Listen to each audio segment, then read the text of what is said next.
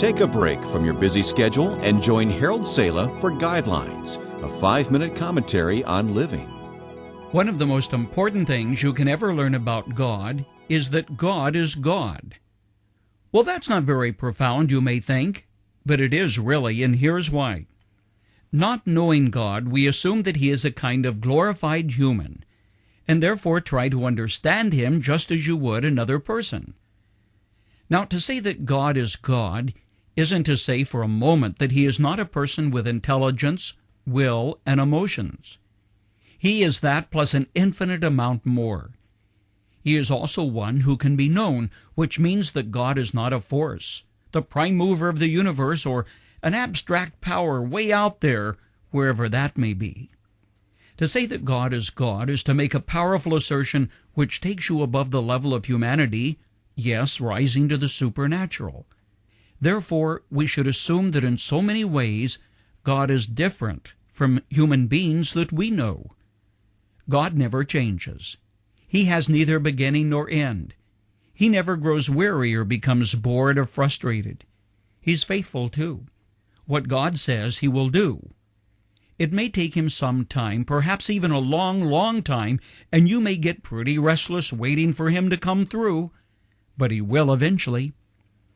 I've often been quoted as saying, God is seldom early, but He is never late.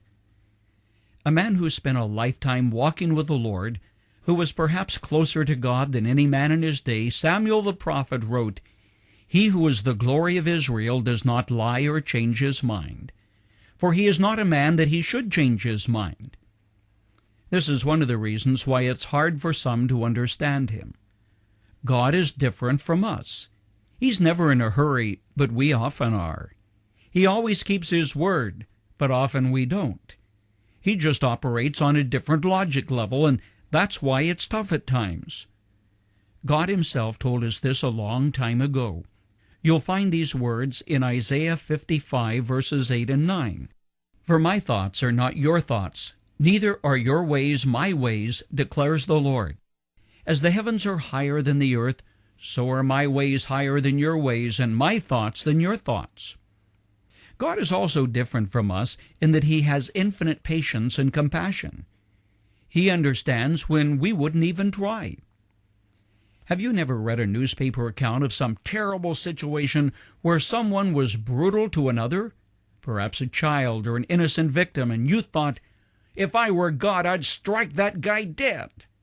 Sure, you would have. So would I. But God didn't. Why? Is God soft on justice?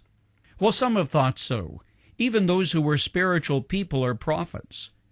I'm thinking of Habakkuk, the man who wrote one of the Old Testament books, who faced this very issue and cried out, How long, O Lord, must I call for help, but you don't listen? Why do you tolerate wrong? God answered him, and he began to realize that there is an end to the patience of God. There is a limit when His patience runs out and justice follows. There's one thought I want to leave with you. Let God be God. Rest in the fact that He is sovereign, that He knows the future, and therefore, if you are His child, you can rest in the confidence He is fully in control of your life and the world in which you live. The more you know of His word and His ways, the more confident you will be of His ability to keep you, to watch over your life. No child of God would ever question the ways of God if he could see the whole picture. Now we know in part, but eventually we will know the whole story.